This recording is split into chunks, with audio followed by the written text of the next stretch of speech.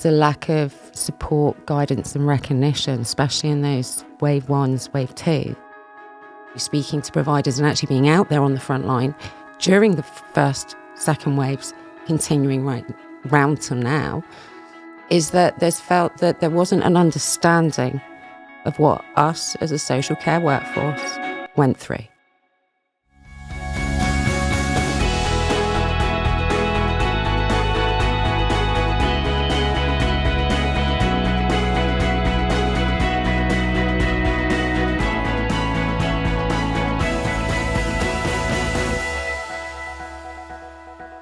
So, Charlotte, from the insurance point of view, you're out there, you work with lots of different care homes and care settings. You've been with them on the journey during the pandemic. We know there were a lot of challenges beyond staffing and funding during the pandemic, but from the point of view of somebody who works with us very closely, what were your observations from those months, years during COVID? Without kind of reiterating what both Claire and Anita have said, I think there was, during that pandemic period, there was a lack of support, guidance and recognition, especially in those wave ones, wave two. And then there was a lot of criticism for what was occurring. If we look at the guidance that was actually provided so late in the day, if we're talking about infection control practices, yes, within our clinical settings, that understanding is there. But the guidance was sorely late, sorely confusing for much of the settings that were out there. We were getting a lot of information and a lot of calls from providers who were like, well, we don't know how to interpret this. You know, this doesn't say our setting. This is not specific to our service user group. And they felt thoroughly unsupported. Bringing that back around, one of the other issues was the regulators of our sectors, in many ways, seemed to step back away from the support we had, or support we would expect. A regulator, yes, they're there to put regulations in place, but they weren't there on the front line with us. And I know, speaking to providers and actually being out there on the front line during the first, second waves, continuing right round till now, is that there's felt that there wasn't an understanding of what us as a social care workforce went through. And then there was a critical response of saying, well, why isn't this done? And why isn't, hang on a minute, we didn't have the staffing, we didn't have the funding, we didn't have guidance at that time. So a very lack of understanding of what was actually going on in the front line as well.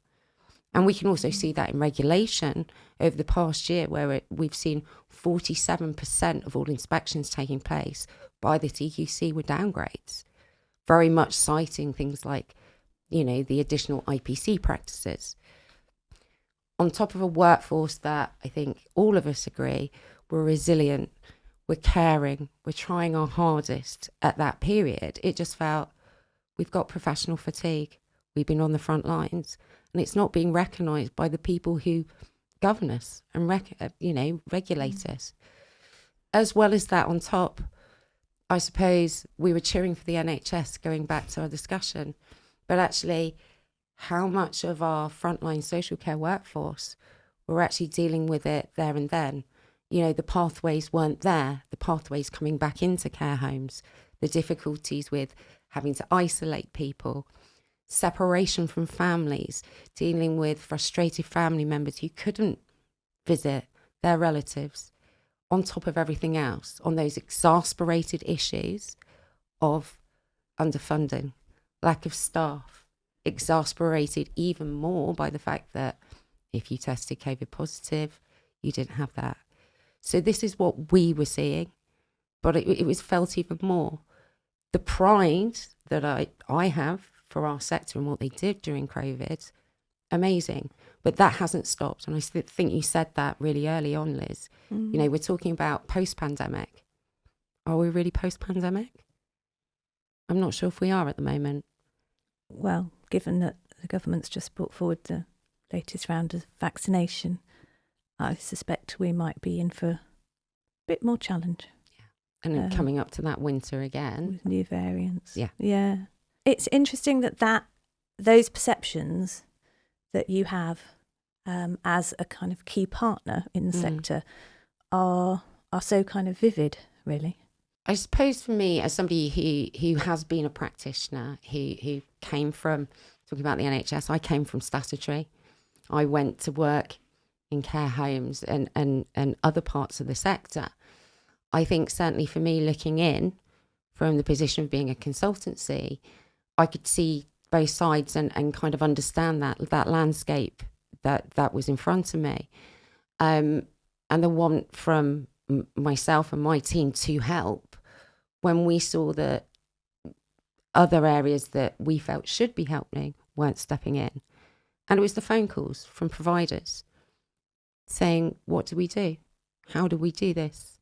How do we interpret this guidance? They weren't saying, what's the best thing to do for me as a provider? How do we keep our residents alive?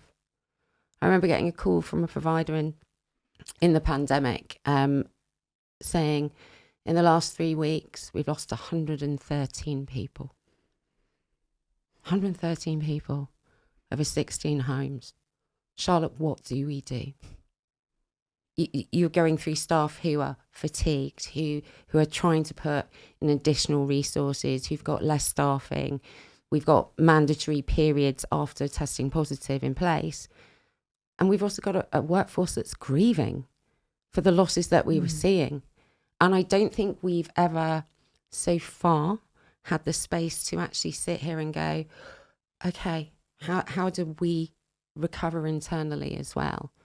And thinking back to, we lost 40,000 staffing. We have 165,000 vacancies currently. I don't think that's what the data's telling us. I don't think that's realistic, for sure. Knowing what the conversations I'm having with providers, how can we retain? How can we recruit when we don't have recognition for our staff as well? And there's this comparable against, I mean, when I worked in the NHS, there were terms like qualified and unqualified. Care assistants. These were not used in language about what amazing job these people did. It's that it is not comparable to what we do within, the health service as it's seen. However, what I saw during the pandemic was a workforce that I could not be more proud of and being a part of. And I think that is something that really sticks with me. So 2 things occurred to me as we're discussing that we've perhaps not mentioned. The first is that there is obviously the COVID inquiry, which is underway now and has a series of modules. The current module, Module 2, is looking at the political and administrative decision making during the pandemic. And as the National Care Forum, along with some other associations, we've been able to get a thing called core participant status, which means we can put evidence into the inquiry. So there are some really key learnings that we feel are very clear, one of which was around guidance and, frequency, clarity, timing, policy by press release is particularly unhelpful, but understanding how people responded and policy priorities. So, for example, a clear policy decision to ask hospitals to discharge people into care settings without a test seems to us to have been the wrong decision at the time, remains the wrong decision now, and would be the wrong decision in future. Not having thought about social care in a pandemic preparing way also seems to us a mistake and something we could do better in future. And thinking also about what happened with our staffing, and particularly staff stepping up to do all sorts of skilled jobs that pre-pandemic they were told were not their role.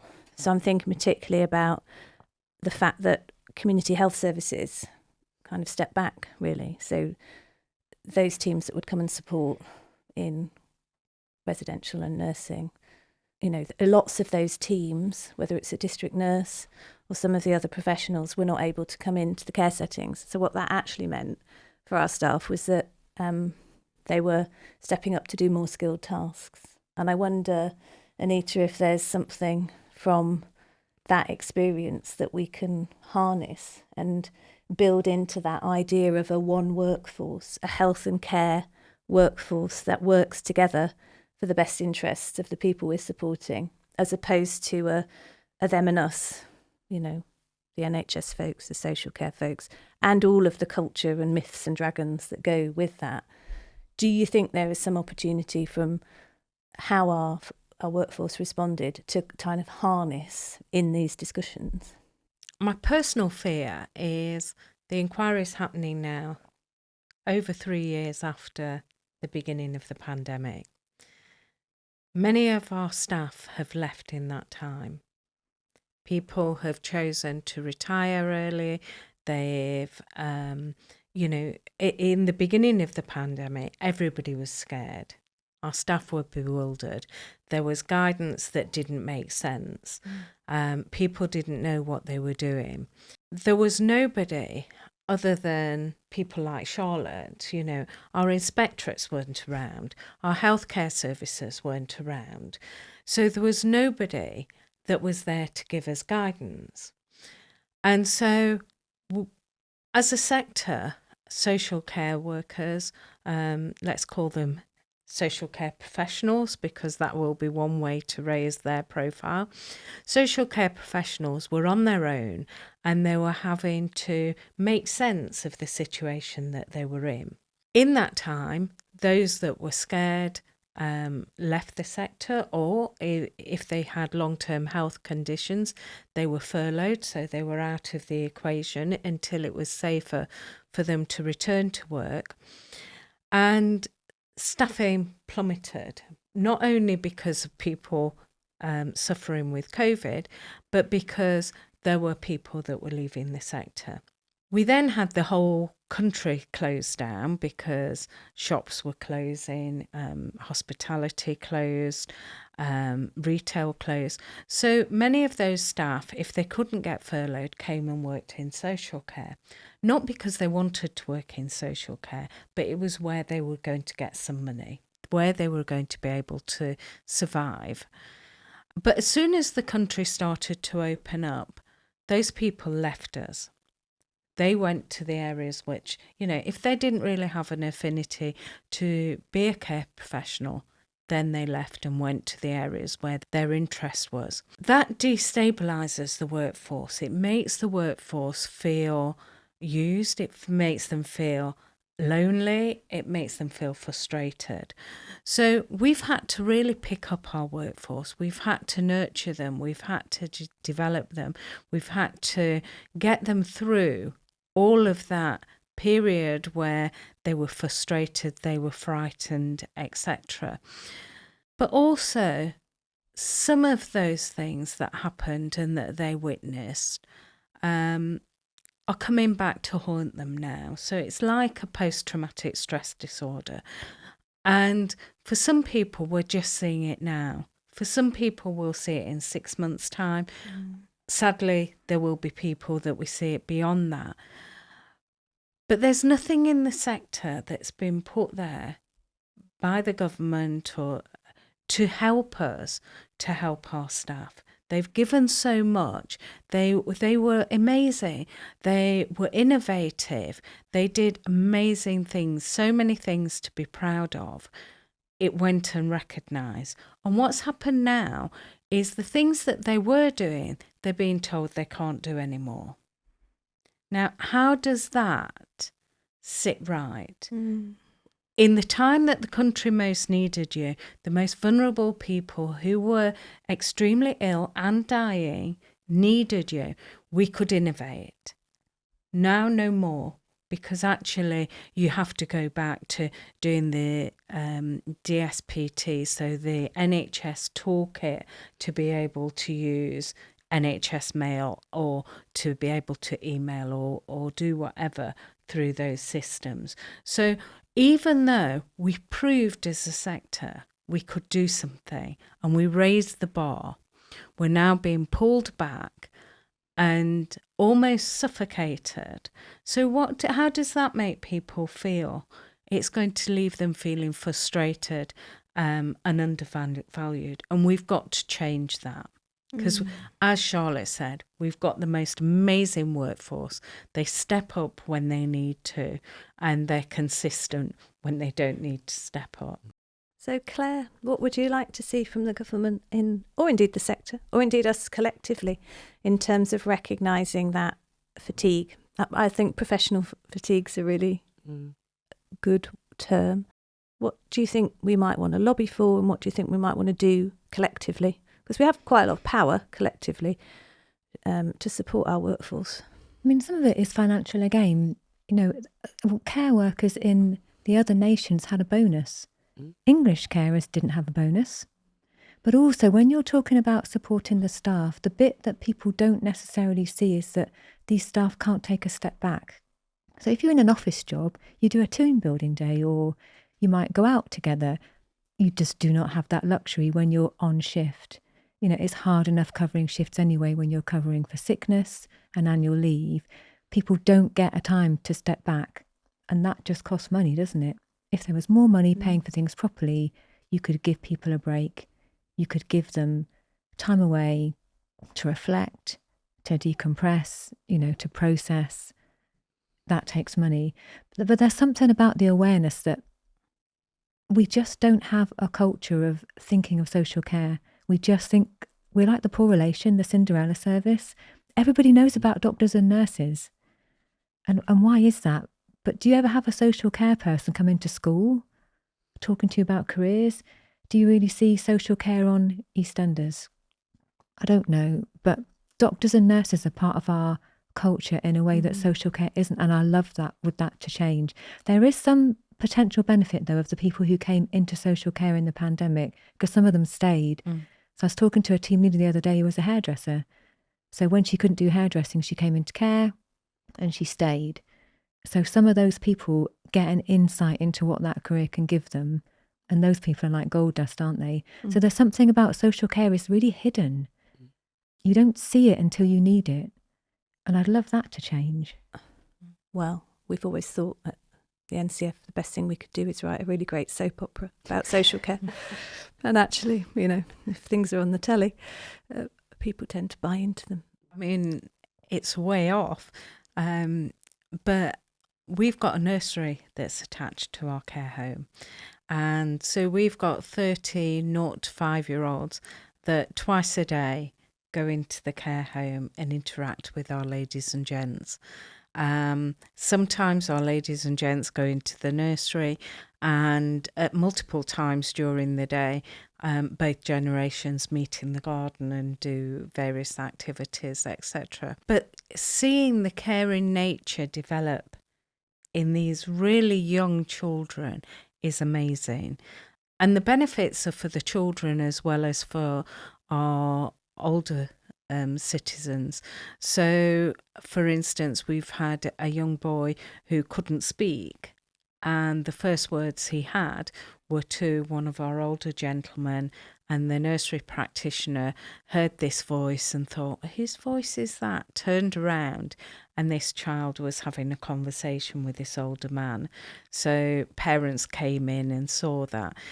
Our care homes need to be communities. They need to be open communities, and we need people to come in and experience them, as well as we need to take our ladies and gents out into the community as well.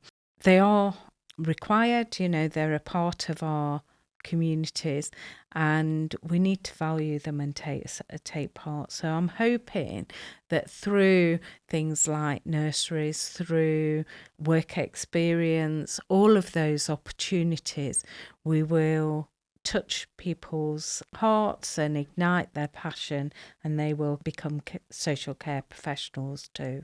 So you're getting them young. We're getting them very young.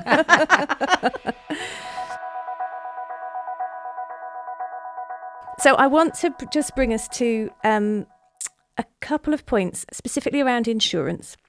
Insurance was a very hot topic during the pandemic.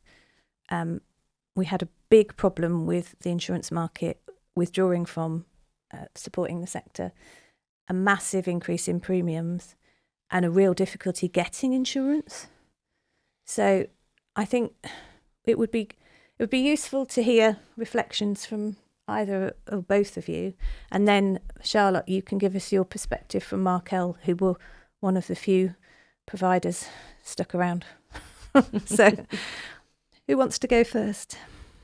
Can I give you a different angle on insurance? And I think one's an opportunity and one's a challenge. And I think the opportunity is you can really help us with our culture, which might sound like an odd angle to come at this. But if you think when people take claims, it can be, something's gone wrong. If we get something wrong, absolutely fine, we'll hold our hands up. Sometimes we don't get the thing wrong and people raise claims that could be spurious. What we want you to do is react in a way that supports our culture. So don't cave to the spurious claims. So to give an example, if a member of staff does something inappropriate to a resident, we will not tolerate that. We do not want you to settle those cases. If somebody hurts themselves and it's their fault, not ours, we don't want you to settle those either. Because then what you end up with is a culture where people think, actually, I can make money from this. And you don't want that to happen. You want us to be able to be rock solid on doing the right thing in the right way. So, for example, we had somebody take us to a tribunal. She'd been dismissed, gross misconduct, abusive behaviour to a resident. She wanted £10,000. Luckily, the insurer didn't say, we're going to settle that. We fought it and we won. And it sent the right message. So I think there is an opportunity to work together. The challenge is we work really hard for an open culture where we admit when we get things wrong, errors and incidents and mistakes. We have to have people being open. But when we're open, our premiums go up. So I don't know how you solve that one. You're looking at me, right? I am. I think that's a good challenge. I think one of the things that we've done, and I think this is where Markel is in a more unique situation, because we have my team, the care practitioners team. We're care practitioners. We're not we're not underwriters. We're not claims handlers. So one of the beauties is we can take that voice of our clients and also help them to bolster what is required when you have to defend yourself against complaints, claims, understanding what that cost is to an organisation, and really supporting you through that process of it begins at that incident recording, that complaints handling process. Once we've got to point of claim, a lot of those things may not have been done. So having that support early on, which we do have for our policyholders, is really beneficial. On the back of that as well, I think also we have a lot more providers kind of seeking our support.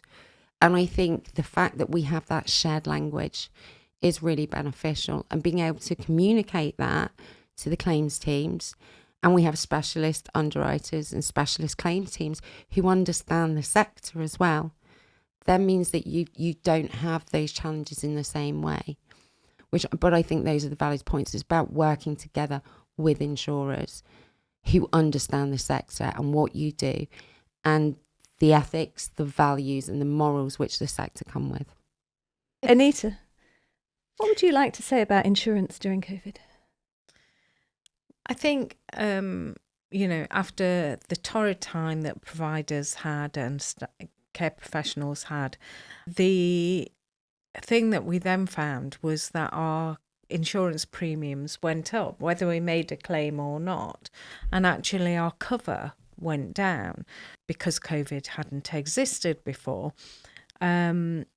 We had unlimited cover for any infection.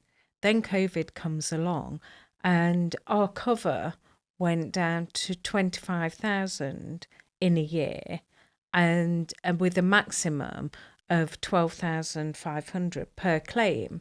So we could only claim twice, and actually that isn't going to cover any claim that anybody made around COVID. I wouldn't have thought, not that I've had any, but it's about, well, what was the purpose there? What was going on to make that happen?